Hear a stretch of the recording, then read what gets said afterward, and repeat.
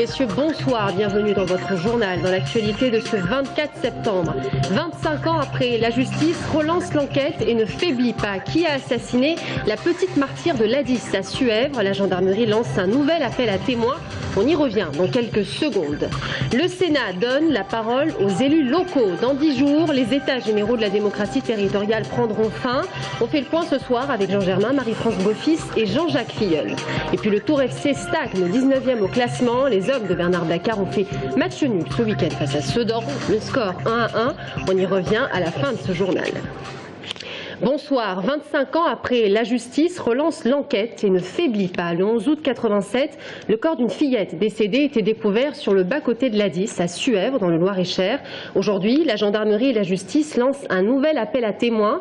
Grâce aux progrès scientifiques, notamment sur l'ADN, certaines pistes ont été écartées, mais d'autres sont à ce jour privilégiées. À Blois, Aurélie Renaud et Jérôme Alain. Le temps s'est écoulé et l'enquête s'est maintenant recentrée sur le département.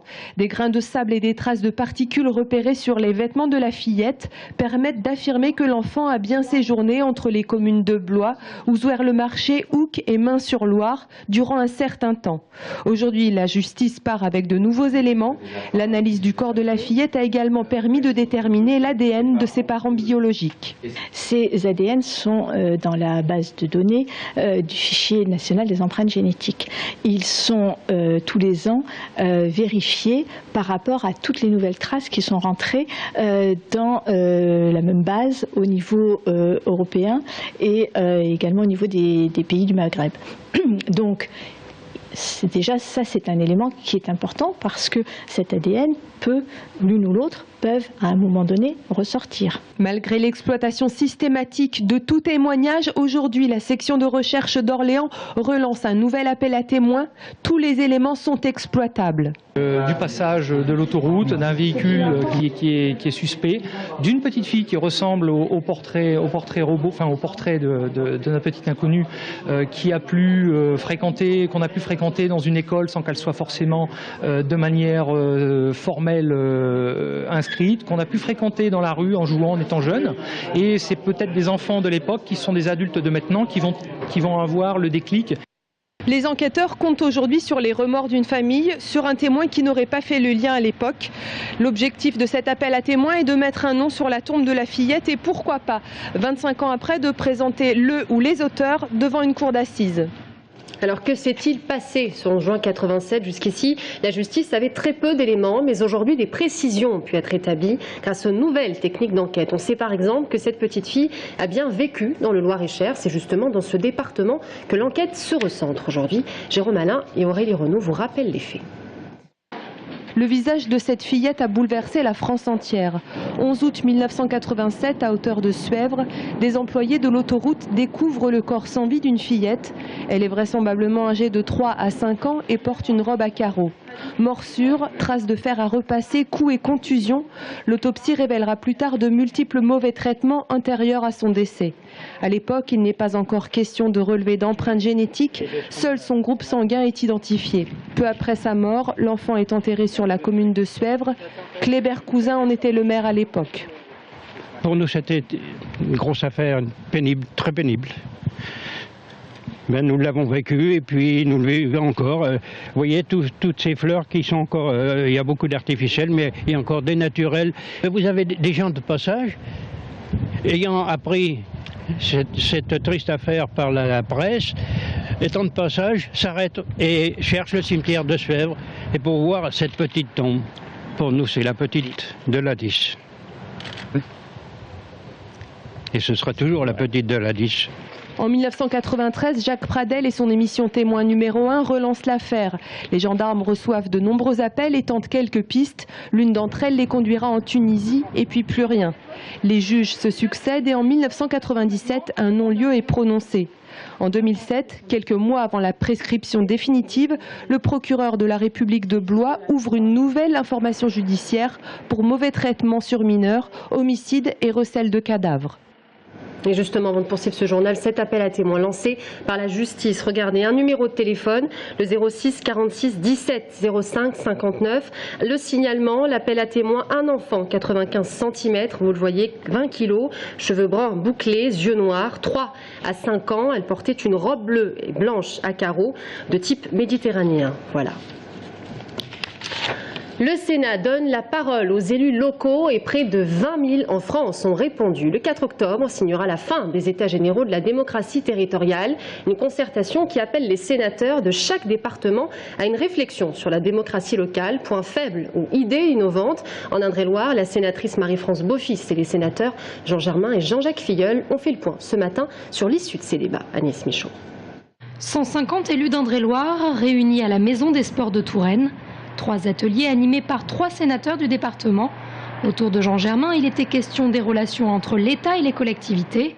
Marie-France Beaufils recueillait quant à elle les réflexions des élus locaux à propos des ressources de ces mêmes collectivités. Et Jean-Jacques Filleul traitait de l'exercice du mandat local et de la gouvernance. Des thématiques qui ont chacune, bien sûr, amené leur lot de doléances. La différenciation.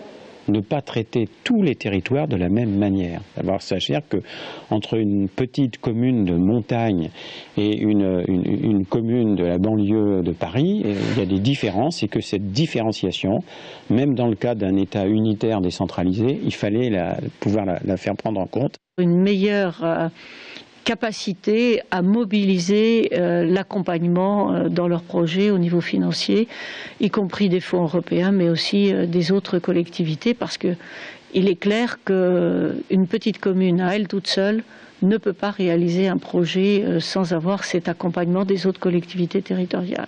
Une volonté par rapport à l'exercice du mandat d'avoir plus de moyens dans la vie quotidienne et puis une qualité de formation et d'information qui leur permettent d'aborder l'ensemble des compétences qui sont toujours de plus en plus importantes dans les collectivités territoriales. Trop de normes qui paralysent l'action, des conditions d'investissement loin d'être optimales et un statut de l'élu à revoir. Toutes les propositions seront synthétisées et remises au Sénat. Et à l'heure du bilan, il est intéressant de voir aussi l'état d'esprit général des élus. Plutôt de l'optimisme, parce que les élus ont été écoutés. Et puis en même temps, une attente très importante pour que les problèmes qui ont été posés trouvent des solutions. Pour cette première, les États généraux de la démocratie territoriale ont donc été fructueux dans le département. Reste à attendre les 4 et 5 octobre pour voir quelles propositions seront adoptées par le Sénat. Et justement, l'intercommunalité s'invite au débat. L'Association pour une CCV durable a demandé aux élus ce matin de réfléchir aux cas sensibles du Vouvrion.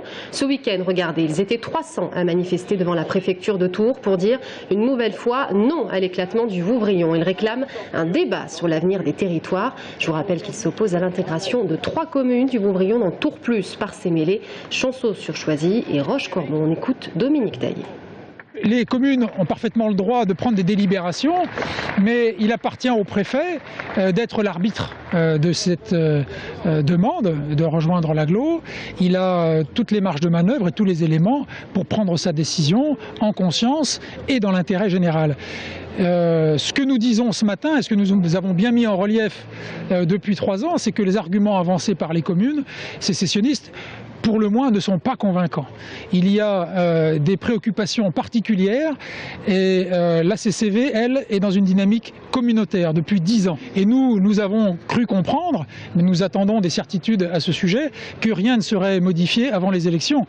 Politique toujours avec le potentiel numéro 1 du Parti Socialiste. Harlem Désir a joué les tours ce week-end. Il était l'invité de Jean-Patrick Gille pour l'université d'été du Parti Socialiste fédéral. La campagne se poursuit auprès des militants, mais en Indre-et-Loire aussi. Le 2 novembre, on devrait connaître le nom du successeur de Jean-Patrick Gille. Retour sur cette rencontre avec Florent Carrière. Harlem Désir est en campagne auprès des militants locaux du Parti Socialiste.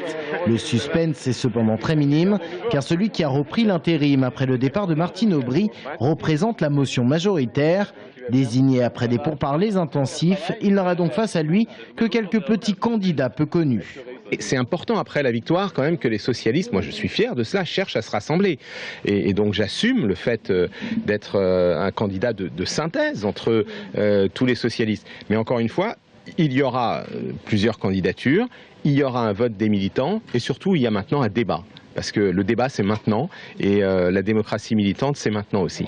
Démocratie militante ou simulacre de démocratie, même au sein du PS, certains s'étaient émus d'une élection jugée verrouillée par l'ancienne direction du parti. Une élection nationale qui intervient au même moment que les élections fédérales. En Indre-et-Loire, ils sont 4 candidats dans une vraie compétition électorale.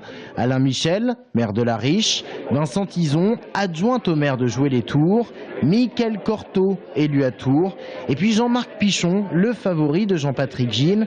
Il avait assuré l'intérim pendant les législatives. On peut mettre ça à l'actif de mon bilan. J'ai toujours souhaité que sur toutes les désignations, aussi bien internes que pour les candidatures à toutes les élections, au contraire, il y a un vote organisé en toute transparence et que le résultat du vote, bien évidemment, soit respecté. Donc, c'est voilà, lequel sera celui qui pilote. Après, tout le monde participera à l'équipe. Il ne s'agit pas d'éliminer une partie, l'un, l'autre, etc. En Indre-et-Loire, le vote des militants devrait intervenir le 2 novembre prochain. Jean-Patrick Gille a choisi de se retirer après avoir assuré la fonction de premier secrétaire fédéral depuis 1993.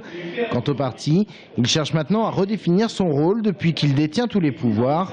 Pour Harlem Désir, le PS doit par exemple accompagner et soutenir le gouvernement, mais être également force de proposition. Il doit aussi se préparer à 2014 et des élections qui s'annoncent difficiles pour le parti de la Rose. 224 km/h au lieu de 90 à Saint-Martin-le-Beau. Ce week-end, un conducteur s'est fait contrôler par les gendarmes sur la route départementale 140. Le véhicule a été placé en fourrière et l'automobiliste est convoqué au tribunal de police. On passe au sport. Une nouvelle recrue pour le Tour Volleyball. Le libéro Jean-François Exiga. Une belle prise sur le marché des transferts. Il arrive tout droit d'Italie, du club le Macerata, qui a recruté Hubert Hainaut à ce poste. 1m73, 30 ans, sans sélection en équipe de France. Il fait partie des 10 meilleurs libéraux européens. En football, match nul pour le Tour FC face à Sedan. Le score 1-1. Les hommes de Bernard Blacard ouvrent ce score grâce à l'attaquant Jérémy Blaillac au début du match. Son 3e but en 3 matchs. Et puis, au retour des vestiaires, les Sédanais égalisent grâce à Diallo. On écoute l'entraîneur.